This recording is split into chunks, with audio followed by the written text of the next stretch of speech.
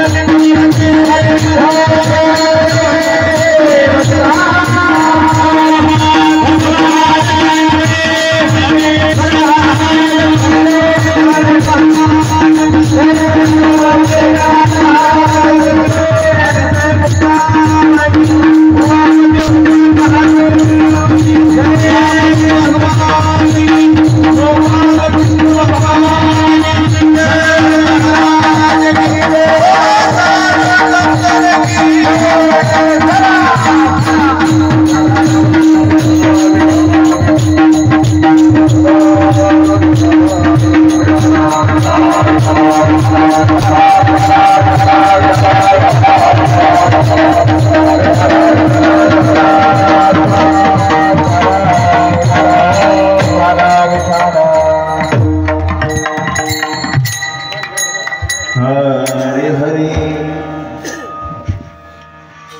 महायोग पीठे तडभीमरथ्यां वरं पुंडरीकाय दातुमनिर्रे समागत्य तिष्ठन्तमानन्दकन्दं परब्रह्मलिङ्गं भजे पांडुरंगा करू प्रथम पांडुरंगा करू प्रथम पांडुरंगा करू प्रथम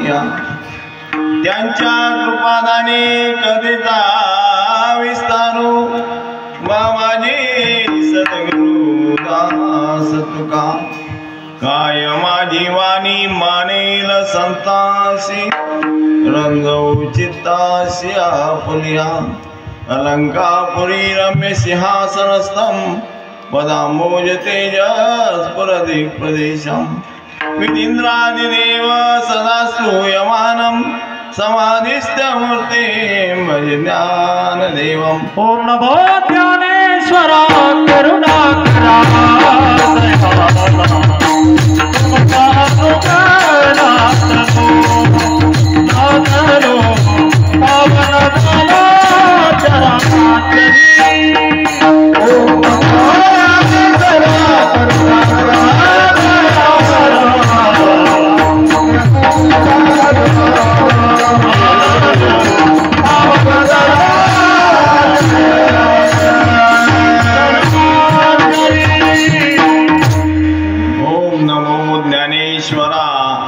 करुणाकरा दयाळा पावन झालो चराचरी मुक्ताबाई नमो त्रिभुवन पावनी आद्यत्रय जननी देवाचिया कर्पूर गौरम करुणावतारम संसार सारम भुजगेंद्रहारम सदा वसंतम हृदयारविंदे भवं भवानी सहितं नमामि सच्चिदानंद रूपाय विश्वोत्पत्त्यादि हेतवे तापत्रय विनाशाय श्रीकृष्णाय वयं नमः मनोजवं मारुततुल्यवेगं जितेन्द्रियं बुद्धिमतां वरिष्ठं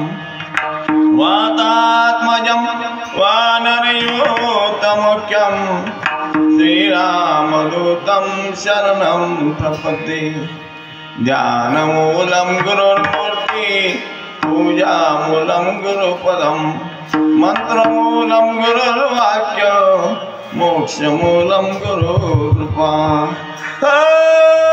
प्रथम ही गुरु को शीश नवाऊं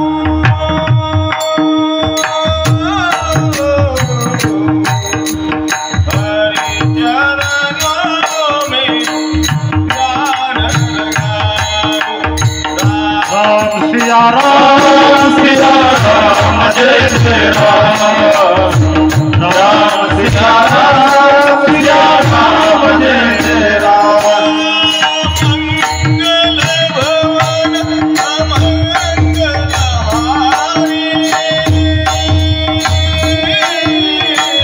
प्रभु सुख सरम हरि हरि राम सिया राम जय जय राम राम सिया राम जय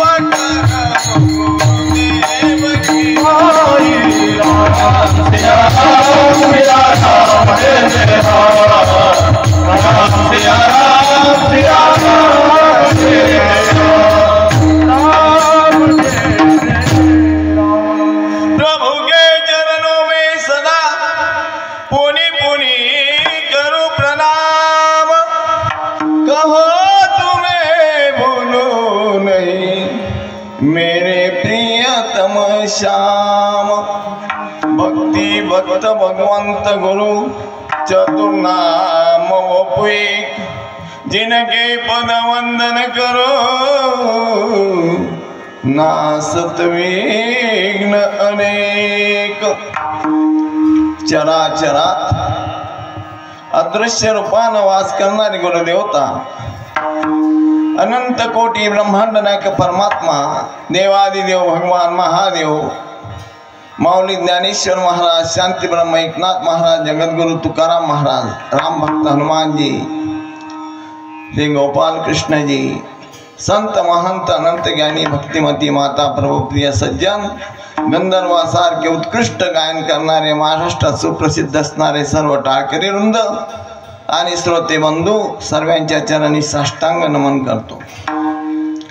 भगवंताच्या असीम कृपेनं, साधू संतांच्या आशीर्वादानं त्या भगवान महादेवाच्या दरबारात श्रीमद भागवत ज्ञान यज्ञ तथा अखंड नाम संकीर्तन सप्ताह सुरू आहे. या सप्ताहाचं आयोजन सर्व गावकरी आहे, पण सूत्रधार मात्र आमच्या अर्जुन महाराज गोडसे यांच्या मार्गदर्शनाखाली हा कार्यक्रम सुरू आहे. खूप उत्कृष्ट अशी साथ त्यांनी अगदी एकापेक्षा एक बढिया, एकाने बळी रे असे कलाकार ठेवले. मृदंगाचार्य तर अक्षय ऐका असं वाटतं की उठून नाचावं, पण पायामध्ये आणि तुम्ही सर्व महेशाच्या मूर्ती, मी दुबळा अर्चित असे भक्ती. आपल्या सेवेसाठी आज 5व्या दिवसाची सेवा आहे आणि 5व्या दिवसाच्या सेवेसाठी अभंग घेतलाय जगद्गुरु संत तुकाराम महाराजांचा 4 चरणांचा. सुखाचं ठिकाण काय आहे, कुठे आहे याचं दिग्दर्शन करणारा असा अभंग आपल्या सेवेसाठी घेतला आहे. विठ्ठल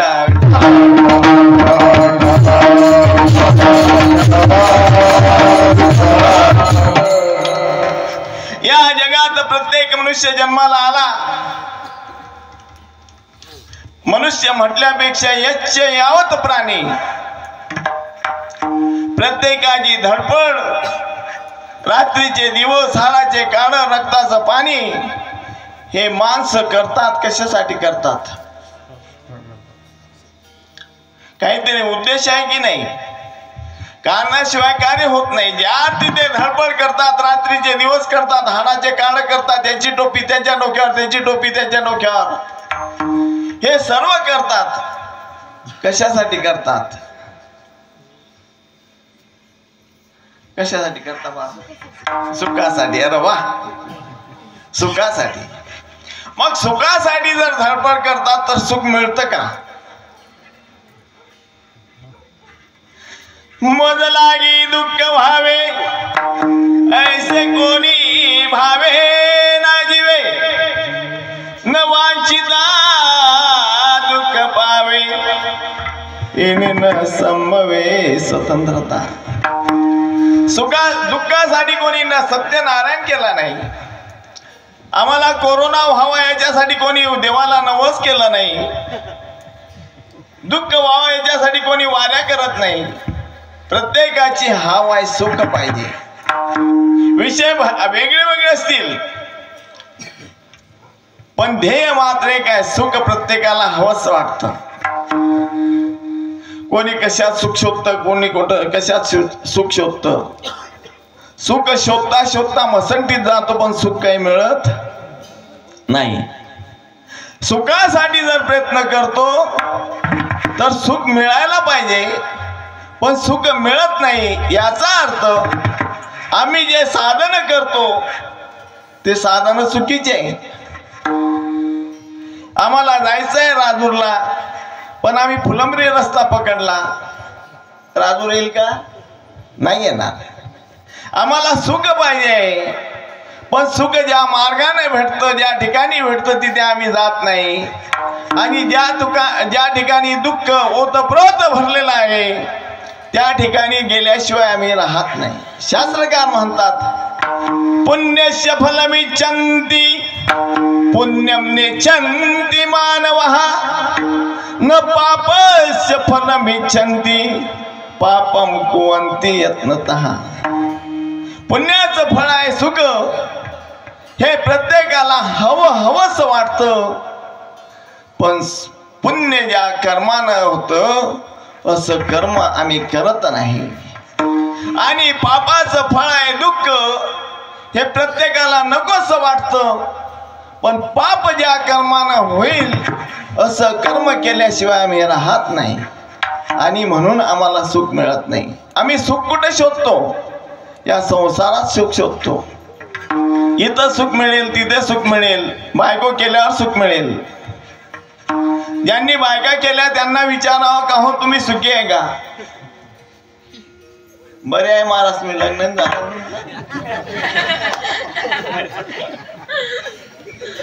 झालं का?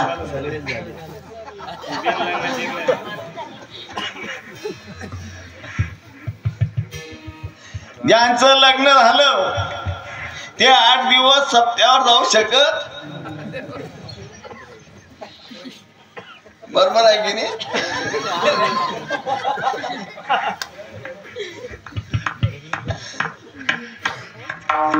काय घरची चिंता आहे की नाही? उठले सुटले इस गाव की तीस गाव, भिकाऱ्याला 40 गाव.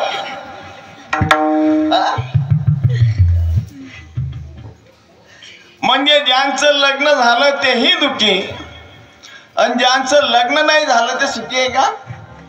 ते बिचारे झुरतात. काय आता लग्न होईल तेव्हा लग्न होईल. आमच्या सारख्या बुवा लोकांना म्हणता महाराज तुम्ही गावगाव फिरता. जमलं तर जमून पाप. काय म्हणजे बायको भेटली तरी दुःख, नाही भेटली तरी. मुलगा झाला तर सुख आहे की दुःख?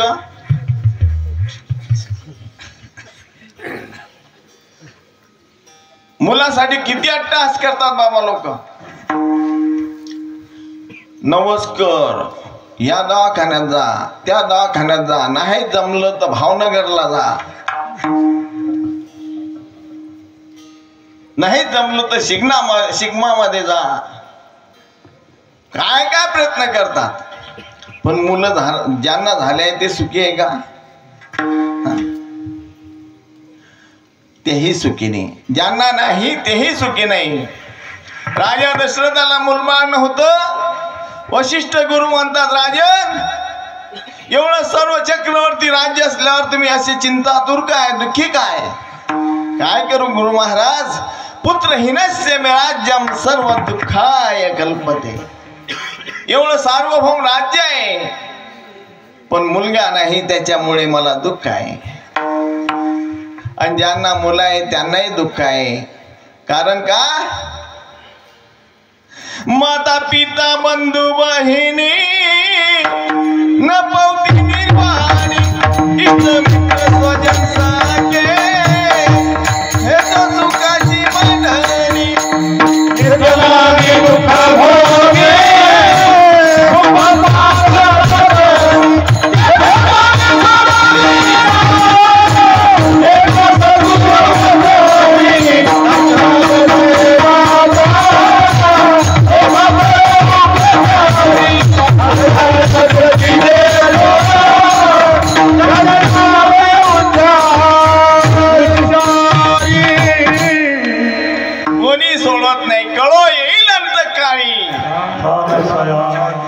राहती निराळी.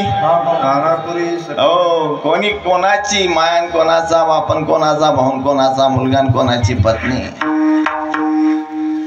कोणी कोणाचं नाही. कोई तेरा न तू किसी का सभी मतलब के है साथी. फसा क्यों जान माया के काल सिर पे सवारी है. अगर है मोक्ष की बाचा तो छोड़ दुनिया की यारी को. अगर है मोक्ष की बाचा तो छोड़ दुनिया की यारी को. अगर है मोक्ष की बाचा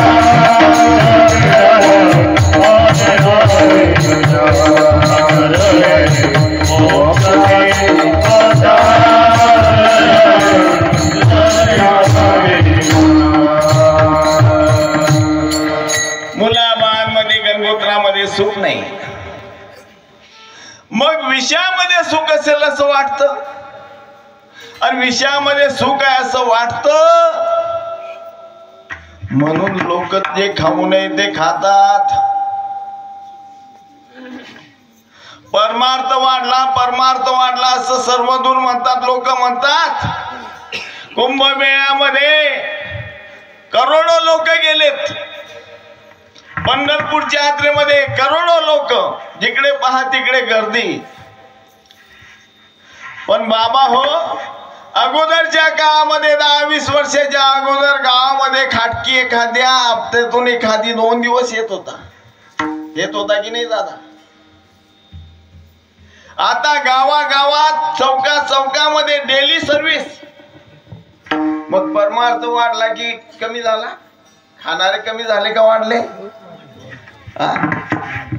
अहो काय आमचे माळकरी जवळजवळ 40-50% कोरोनामध्ये भ्रष्ट झाले. डॉक्टरांनी सल्ला दिला, खासान तर वासान. कशासाठी भ्रष्ट झाले? कशासाठी जे खाऊ नये ते खातात, कशासाठी जे पिऊ नये ते पितात? सुखासाठीच ना. पण खाणाऱ्यांना विचारावं की बाबा तू आतापर्यंत कितीतरी क्विंटल मांस खाल्लं, तुला सुख मिळालं का? दारू पिणाऱ्यांना विचारावं की बाबा आतापर्यंत तुम्ही कितीतरी बॅरेल दारू पिले, तुम्हाला सुख मिळालं का? विशेष विता कोण तृप्त झाला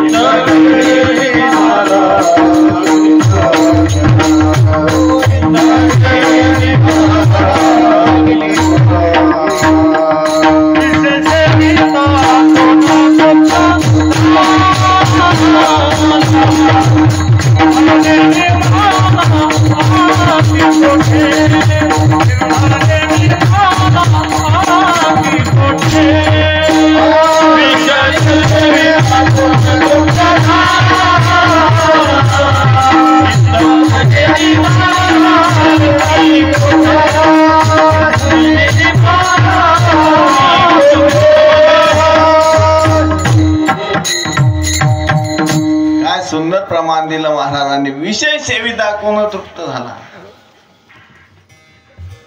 विषयाचे जे सुख ते केवळ जाण परम दुःख, परी काय की जे मूर्ख सेविता नसले. विषयामध्ये सुख नाही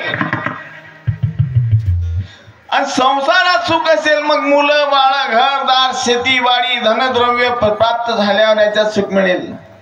पण संसाराचं स्वरूप कसं आहे? दुःख बांधवणी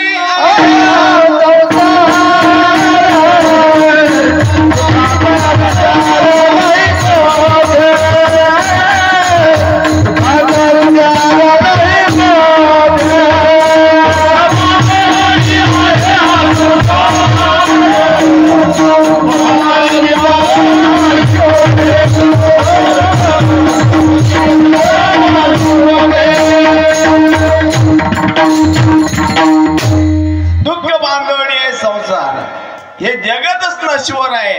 मग जगतातील असणाऱ्या वस्तू तरी कशा सत्य असतील? एका महाराजांनी खूप सुंदर भजन म्हटलं आहे.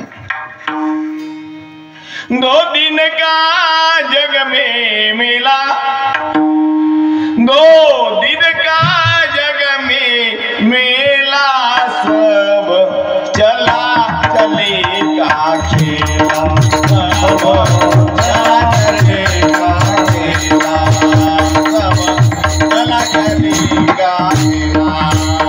Oh,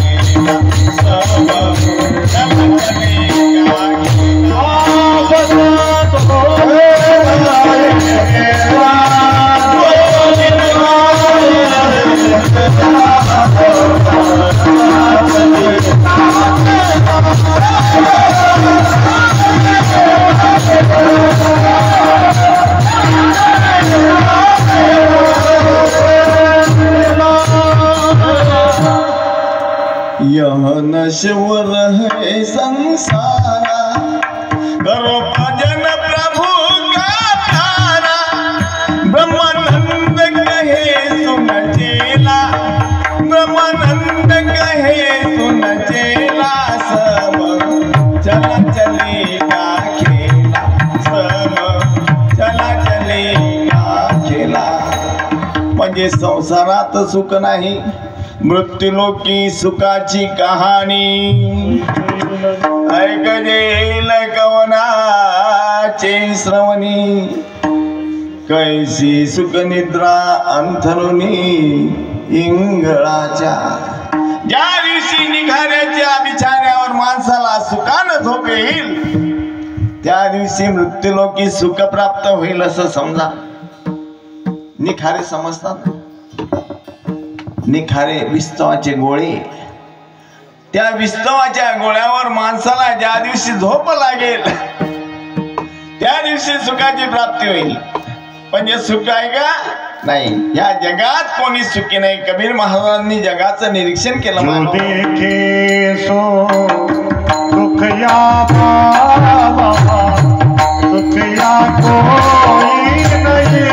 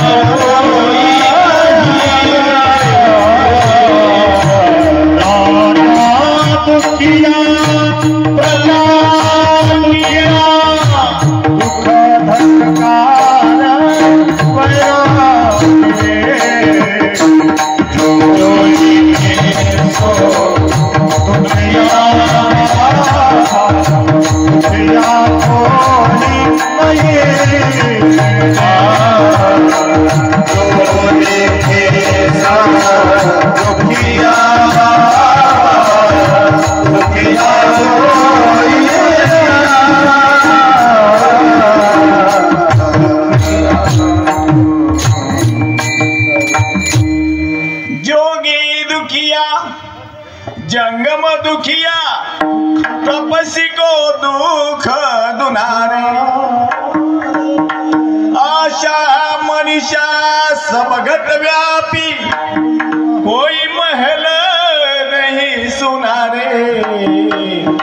जो देखे सो दुखिया बाबा, सुखिया कोई नहीं रे। जो देखे सो दुखिया बाबा, ज्याला पाहावं तो दुखी आहे। आणि कोणी जर म्हणत असेल का मी सुखी आहे, तर समर्थ रामदास स्वामी म्हणतात, जगी सर्व सुखी असा कोण आहे। विचारी मना तुझी शोधून पाहे, जगी सर्व सुखी असा कोण आहे। जगी सर्व सुखी असा कोण आहे। या जगात कोण सुखी आहे? प्रत्येकानं आपल्या मनाला विचारावं। मग सर्व दुःखी आहे, तर दुःखासाठी धडपड, सुखासाठी धडपड करून काय फायदा? काही सुज्ञ लोकांनी विचार केला की आपण सुखासाठी प्रयत्न करतो आहे, पण आपल्याला सुखाची प्राप्ती काही होत नाही। आणि म्हणून आपण एखाद्या सुखी माणसाला प्रश्नात हा आपला प्रश्न विचारावा।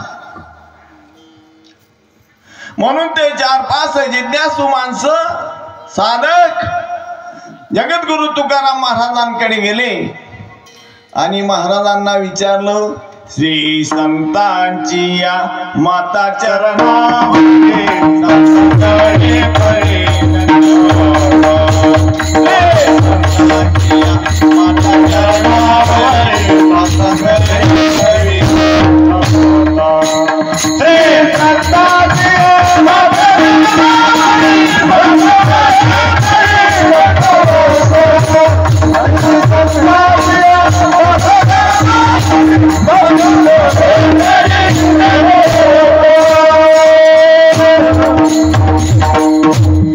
साष्टांग दंडवत केला, नमस्कार केला, कारण ते सुज्ञ होते।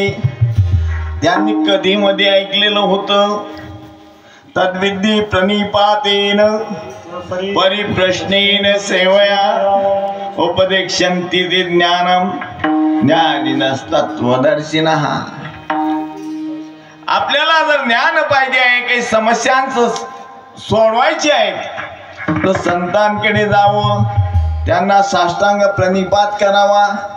तरी तनुमनु जीवे चरणाशी लागावे आणि अगरवता करावे दास्य सकळ. मग अपेक्षित जे आपुले सांगतील कीर पुसिले. जेने अंतःकरण बोधले संकल्पाने.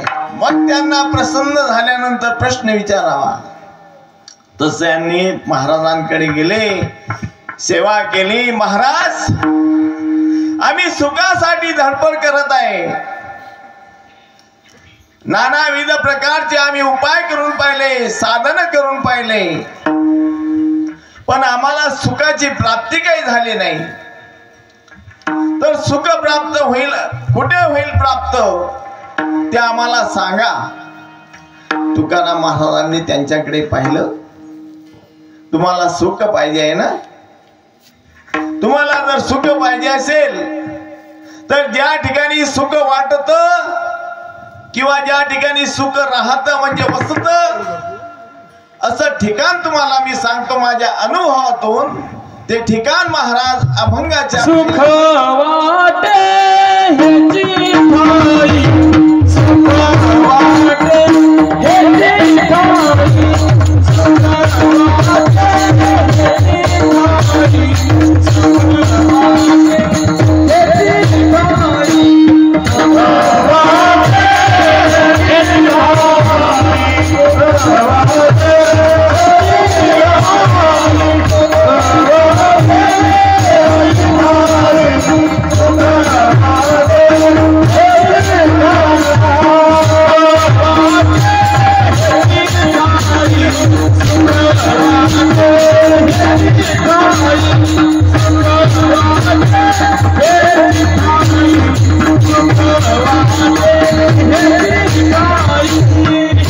सुख वाटे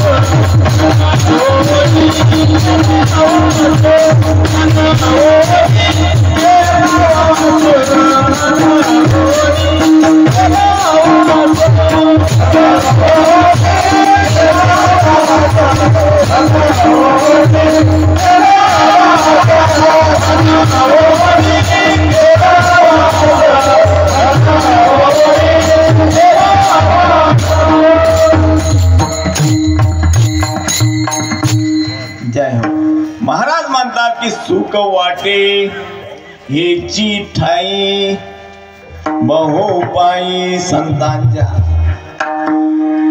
बाबा हो, सुख याच ठिकाणी वाटतं. हेची जोर देऊन सांगितला, षष्टीचा प्रत्यय देऊन सचाची म्हणजे मठ. याच ठिकाणी ठाई म्हणजे ठिकाण. याच ठिकाणी कुठे बहु म्हणजे अमाप, जास्त मोजमाप नाही. असं सांगता येत नाही का 1 क्विंटल का 2 क्विंटल का 10 क्विंटल. बहु म्हणजे अमाप. आणि कुठे पायी म्हणजे पायाजवळ. कोणाच्या? संतांच्या पायाजवळ. संतांच्या पायाजवळ अमाप अशा सुखाची प्राप्ती होते. सुख वाटते, सुख राहते. सुख या संत समा, सुख या संत समा.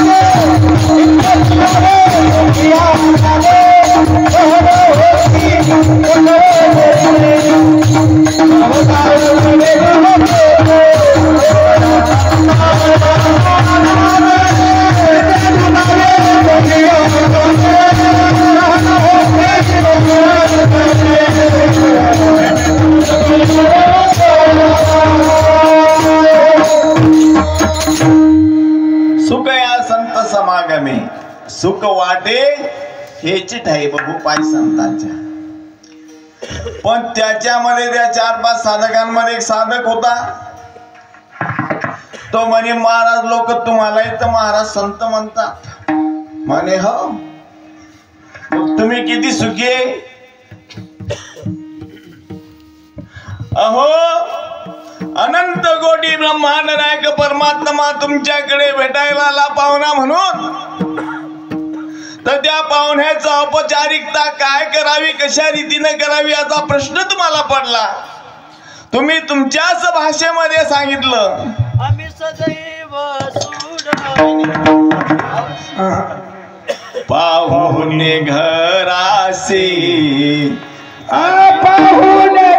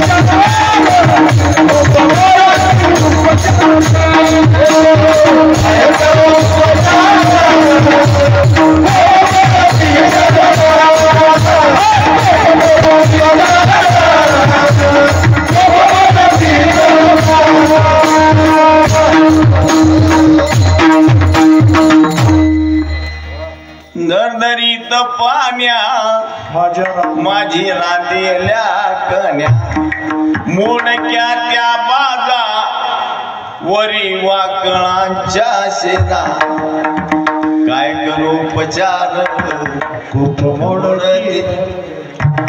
अशी तुमची परिस्थिती आणि तुम्ही म्हणता संतांच्या पायाजवळ सुख राहत. तुम्ही एके ठिकाणी म्हटलं दुष्काळी आटिले द्रव्य गेला अन्न करता मेली.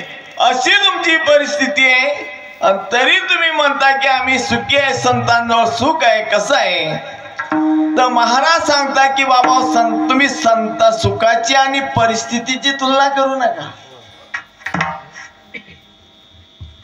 14 चौकडे राज्य ज्याच्या जवळ होतं, 7 कोटी घरे शुद्ध कांचनाची, 1 लाख पूत 1.25 लाख नाती, असं ज्याचं ऐश्वर होतं.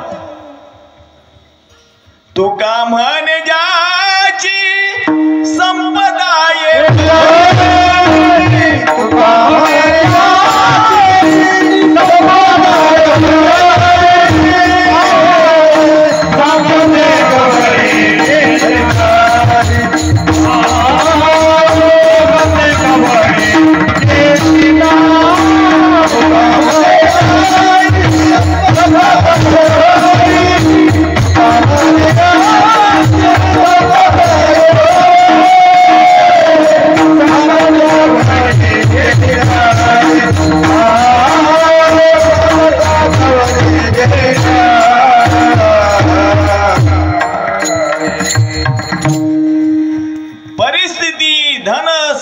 म्हणजे सुख समजू नका.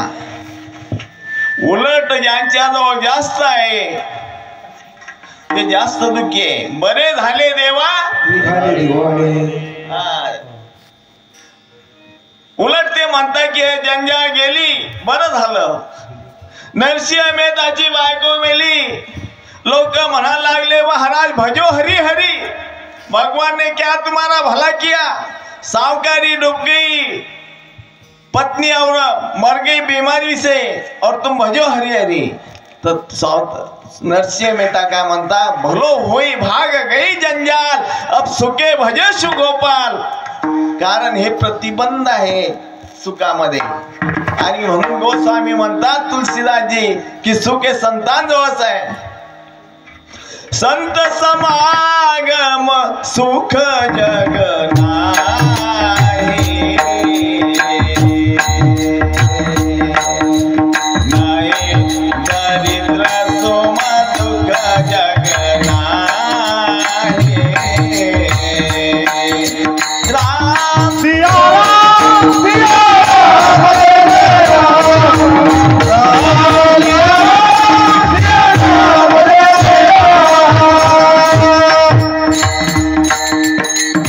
संत समागम सम सुख जग नाही. खरं जे सुख आहे ते संत समागमात आहे. आता ते 4-5 साधक होते, त्याच्यातला एक म्हणाला, म्हणे महाराज एकदा मी तुमच्या तोंडून असं ऐकलं होतं की सुख पाहिजे असेल तर आपुला तो एक देव करून घ्यावा, त्याने विन जीवा सुख नाही. तुम्ही एका बाजूला काय म्हणता, एका बाजूला काय म्हणता, खरं काय तुमचं? काय संतांच्या पायाजवळ सुख आहे का देवाच्या प्राप्तीमध्ये सुख आहे?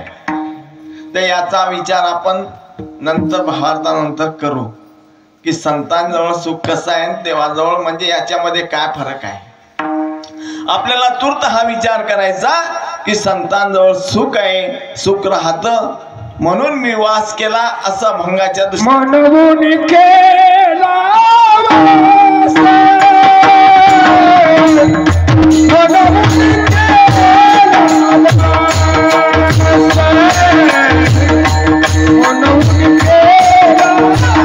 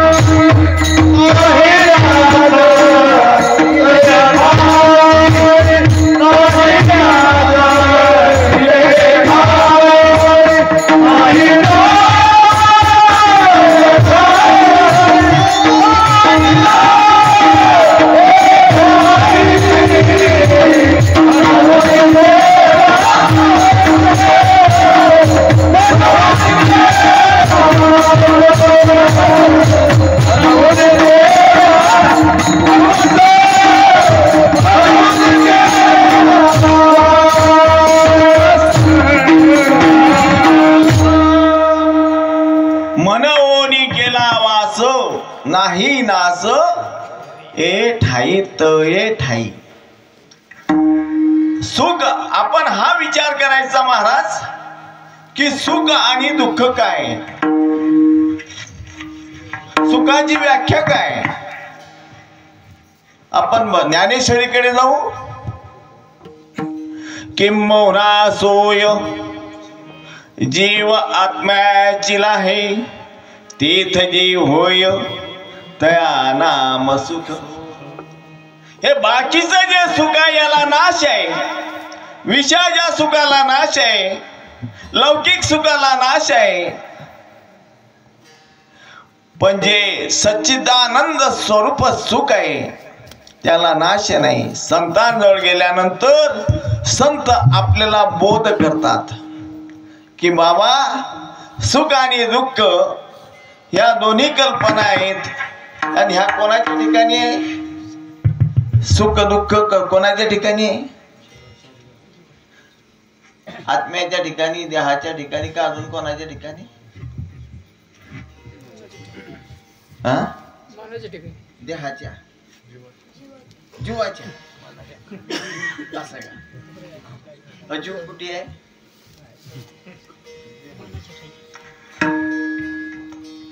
ह्या दोन्ही कल्पना आहेत. हे मी आणि माझं अहंता आणि ममता ज्या ठिकाणी आली त्या ठिकाणी सुख आणि दुःख आहे. आणि संत सद्गुरू काय करतात? हे मी माझं सोडवतात. ज्या देहाला मी म्हणतो या देहाचं ते निरसन करतात. देहाच्या निरासे माझी ऐशी काया जवळ आहे. देहाचा निराश करायचा. हात मी का माझा हात, पाय मी का माझा पाय, डोकं मी का माझं डोकं, शरीर मी का माझं शरीर. मी कुठे आहे? मग कुठे आहे मी? ज्या देहाला मी म्हणत होतो कोणाचे घर हा देह कोणाचा, कोणाचे घर हा देह कोणाचा.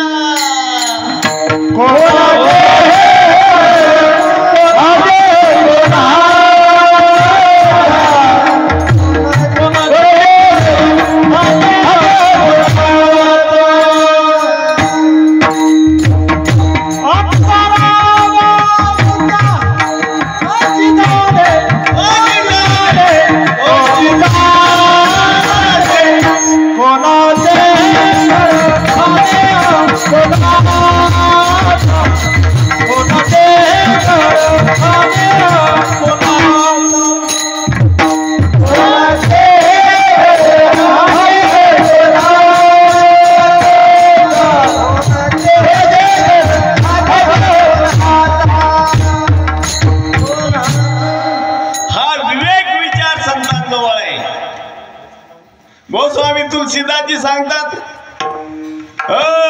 बिनु सत्संग विवेक न होई, राम कृपा बिनु सुलभ न सोई. राम सिया राम सिया जय जय राम राम सिया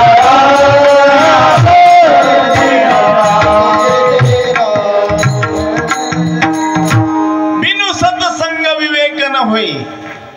बिना संतांशिवाय विवेक होत नाही. विवेक म्हणजे काय हो? विवेक म्हणजे काय नाही?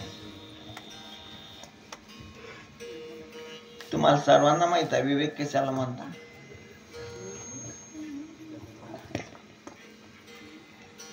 चंद्र तेथे चंद्रिका, शंभू तेथे अंबिका, संत तेथे विवेका असणे कैसे.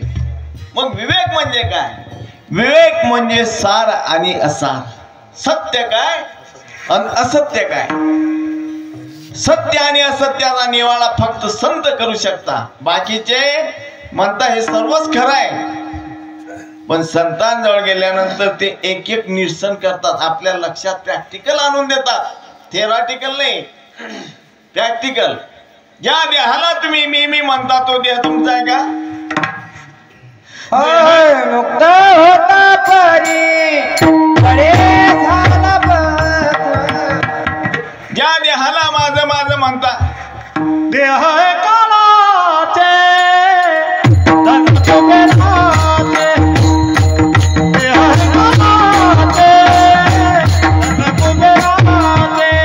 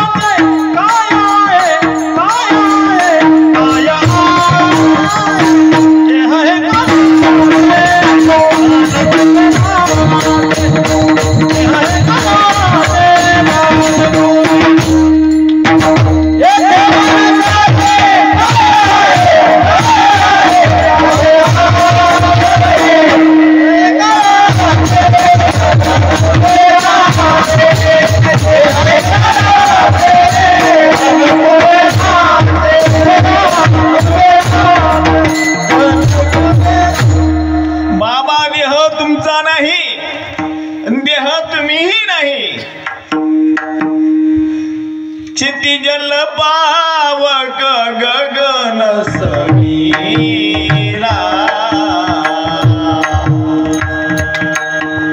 पंचरचित यह आदम शरीरा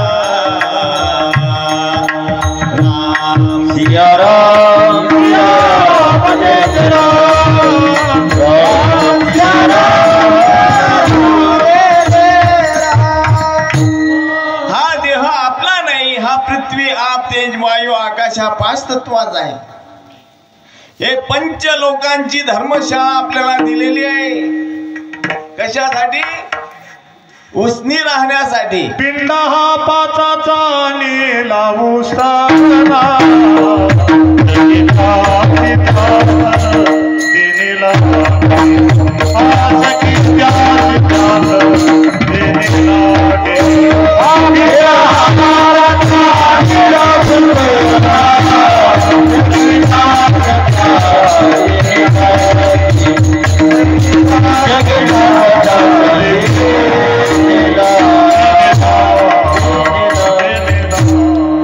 आपल्याला 2 दिवसासाठी दिलाय।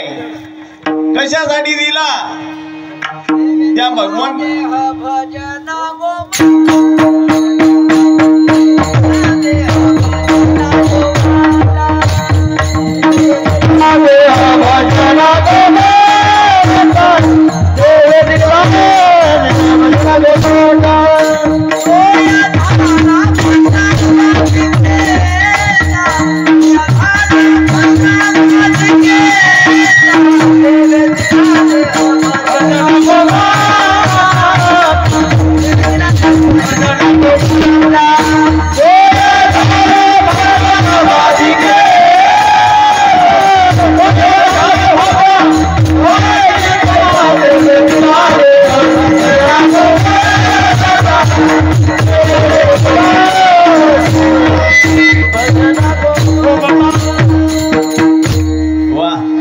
विठाला विठाला विठाला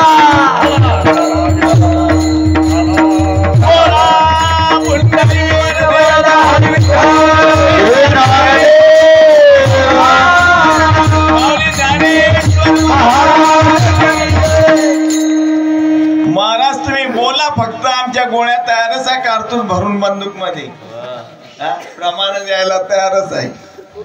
असं वाटतं की रात्रभर बोलत राहा आणि तुमचे भजन ऐकत प्रमाण ऐकत राहा।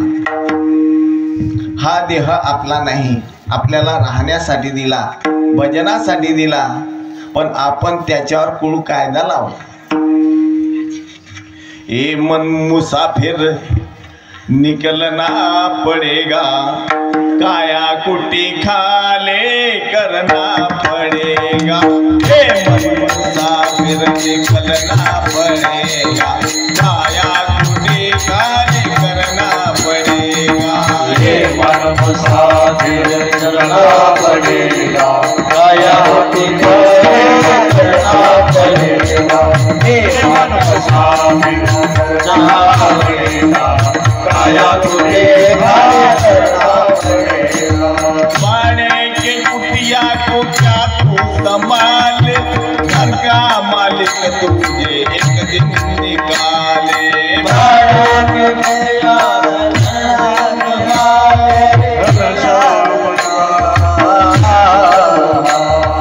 घर का किराया भी देना पड़ेगा, काया कुटी खाली करना पड़ेगा। ए मन मुसाफिर निकलना पड़ेगा, काया कुटी खाली करना पड़ेगा।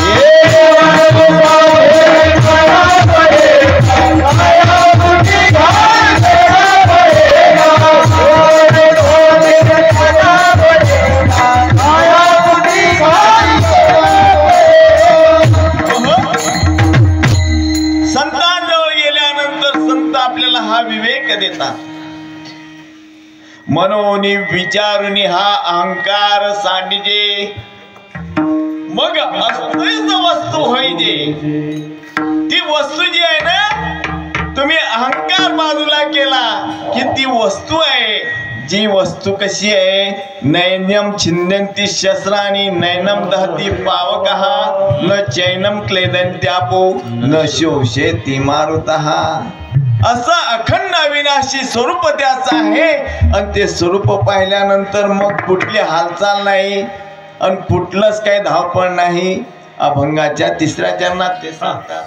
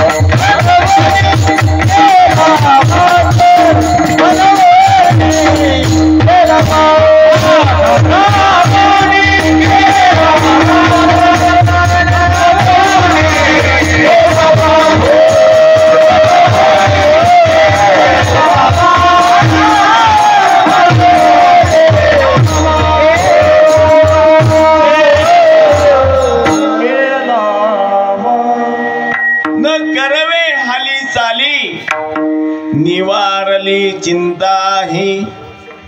हालचाल कोणपर्यंत करतो माणूस, उठा ठेव धावपळ.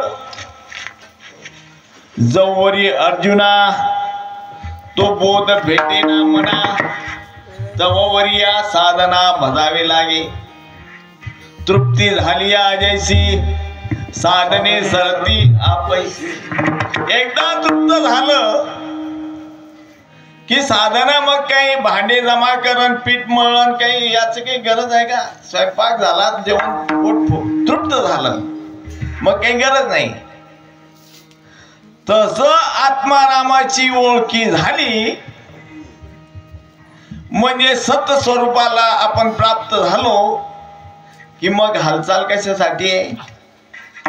मग काही हालचाल नाही. आणि या जीवाच्या पाठीमागे चिंता लागलेली होती.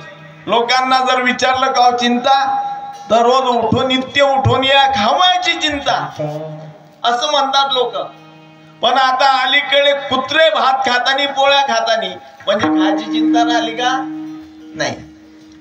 मग चिंता कोणती आहे? किती वेळा जन्मा यावे आणि किती व्हावे. सगळ्यात मोठी चिंता मर हा शब्द सुद्धा सहन होत नाही.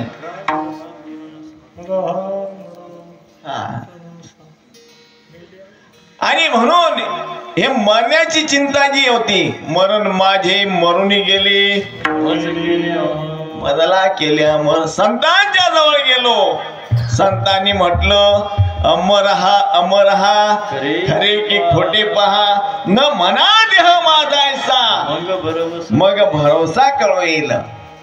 अरे बाबा तुम्ही अमरच आहे, तुम्ही भगवंताचं स्वरूप आहे. भगवंत म्हणतात ना भगवद्गीतेमध्ये, ममैव अंशो जीव लोके जीव भूता सनातना. हे सर्व जीव माझे अंश आहे. हे माझ्याची असती परी मला नोळखती का? अहम ममतेच्या लवड सवडी माते न पावतीची बापुडी मनोरी जन्म मरणाची दुथडी दहुळते ठेली. यांनी अहंता आणि ममता लावून घेतली आणि म्हणून पुनरपि जननम पुनरपि मरणम पुनरपि जननी जगदेशयनम या संसारे खलदुस्तारे कृपया पारे फार मुरारे भज गोविंदम भज गोविंदम भज गोविंदम पुन्हा पुन्हा जन्म पुन्हा पुन्हा मरण. ही मरणाची चिंता जी आहे हे संतांजवळ गेल्यानंतर राहत नाही. आणि म्हणून निवारली चिंतन करवे हाली चाली निवारली चिंता ही. अजून काय फायदा आहे तो आपण पाहू. एकदा लागून या पाया तुम्हाला करी टाळे मोला मुखी नाम जय जय ठोकर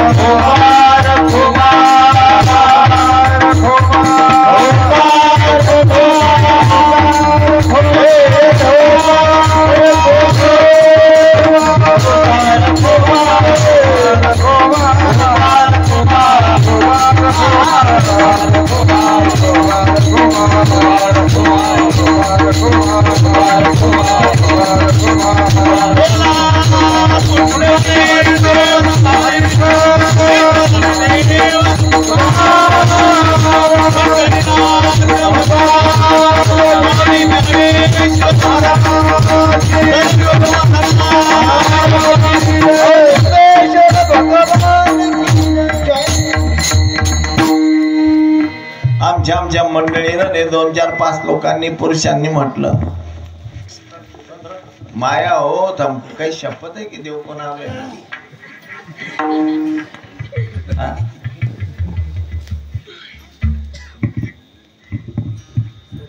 काय सांगा इतके सप्ते चालू आहे कशासाठी. भगवंताचं खरं कीर्तन नामसंकीर्तन आहे. हे व्याख्यान प्रवचन हे कीर्तन नाही. आता माझा एक दोष आहे माझ्या मधला घडी घडी विठ्ठल विठ्ठल म्हणायला पाहिजे पण मी गाडी सुटून जाते तर ते विठ्ठलचे स्टेशनच लागत काय. अहो भगवंताच्या नामानं आपलं जे परिसर आहे याच्यामध्ये एक वलय तयार होतं. त्या ठिकाणी आपत्ती येत नाही. त्या ठिकाणी चक्रीवादळ येणार नाही. त्या ठिकाणी अतिवृष्टी होणार नाही. त्या ठिकाणी दुष्काळ पडणार नाही. त्या ठिकाणी रोगराई येत नाही. आणि म्हणून सर्वांनी भगवंताचं नाम चिंतन करायचं. दुसरा एक बेनिफिट त्याच्यामधून एक फायदा असा आहे शारीरिक की तुम्ही जेव्हा हाताने टाळी वाजवता तेव्हा ॲक्युप्रेशरनं हे आपले पॉईंट दाबता हाताचे आणि त्याच्यामुळे ॲक्युप्रेशर अशी क्रिया होते आणि त्याच्यामुळे आपलं हृदयरोगासारखं जो आजार आहे रक्तवाहिन्या चोकअप होता ते रक्तवाहिन्या सुरळीत व्हायला लागतात. आणि मुखानं आपण विठ्ठल विठ्ठल भजन म्हटलं भगवंताचं नाम घेतलं तर आपलं वाचिक तप होतं. या मुखानं आपलं वाचिक तप झाल्यामुळे आपल्याला त्यापासून शांतता प्रसन्नता प्राप्त होते. आणि म्हणून सर्वांनी आता पुरुष मंडळी कोणी बोलणार नाही. हे आमचेच सर्व ओ बहिणी हो भला की मायान ओ बहिणी हो थम और माग कंगो थम न पिस काय मको. श्री राम जय राम जय जय राम.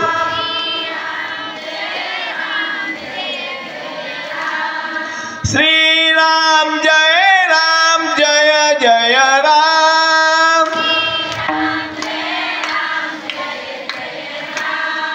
श्री राम जय राम जय जय राम. श्री राम जय राम जय जय राम. श्री राम जय राम जय जय राम. बोला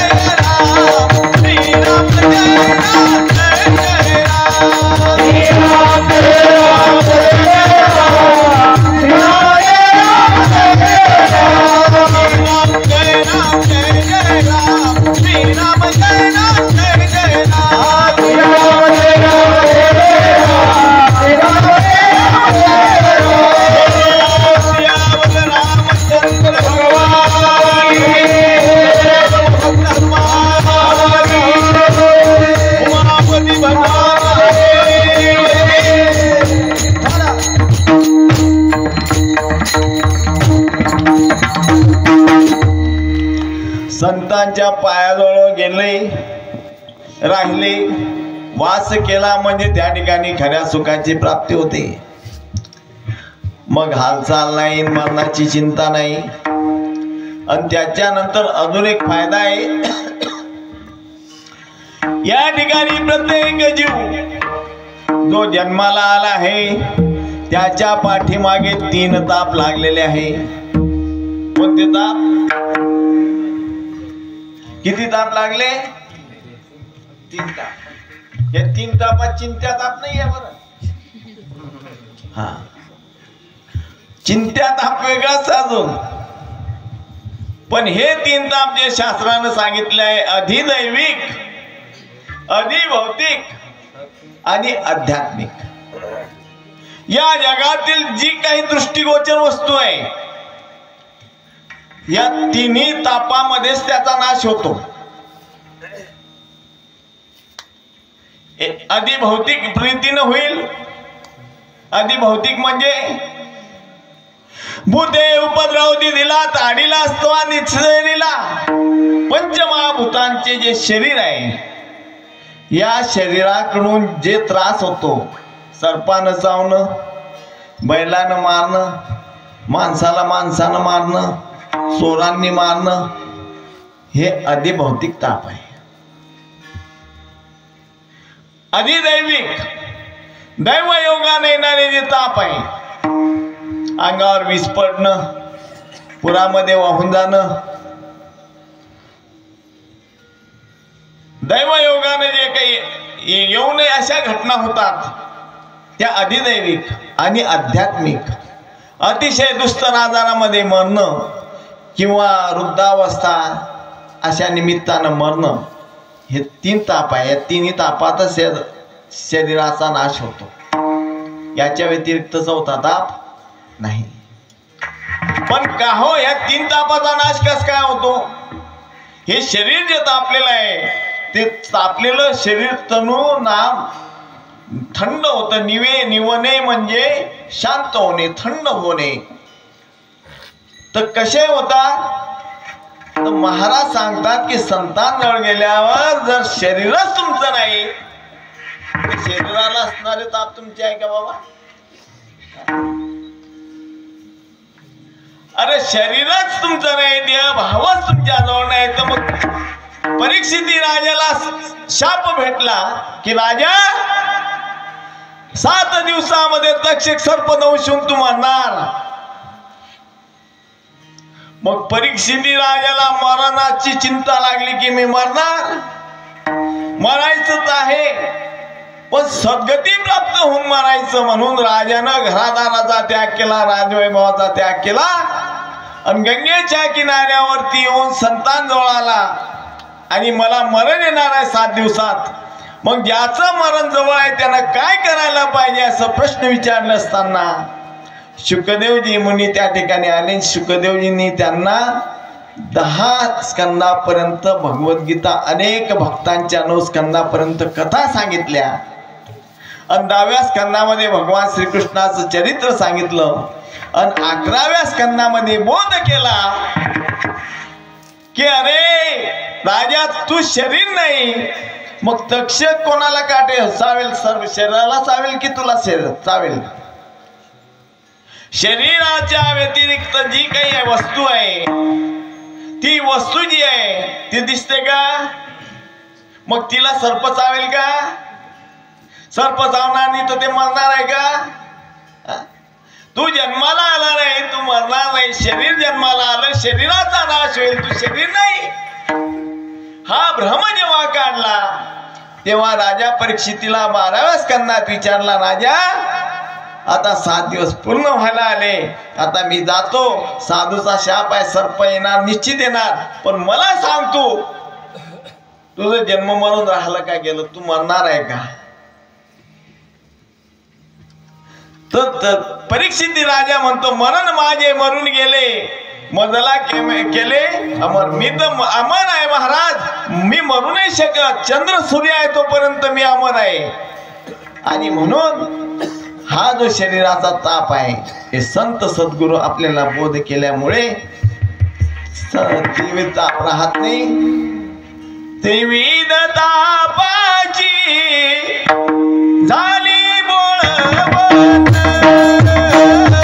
देवी तापाची झाली बोळवत देवी तापाची झाली बोळवत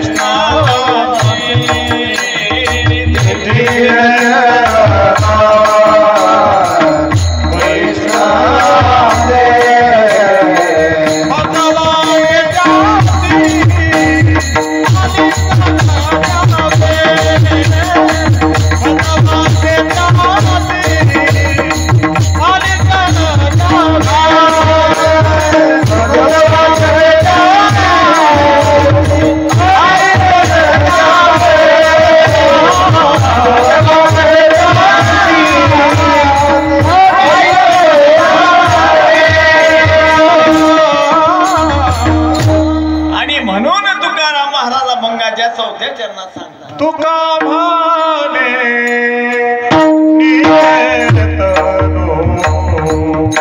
तुका भाने